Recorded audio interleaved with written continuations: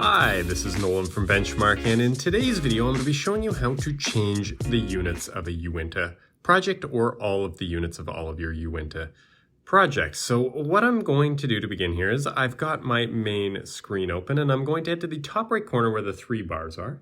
I'm going to select Settings, and you can see here in my settings I've got Cloud, GPS, Connection, Location Settings, and Units, and you'll notice that under my ruler right now it says Imperial, and what I'm going to do is I'm going to click on Imperial there, and that is going to change it over to metric. And if I go back to any previous project, whether it was surveyed in Imperial or metric, switching the settings of our units here will switch the units inside of the project, which makes it really easy to convert your units back and forth.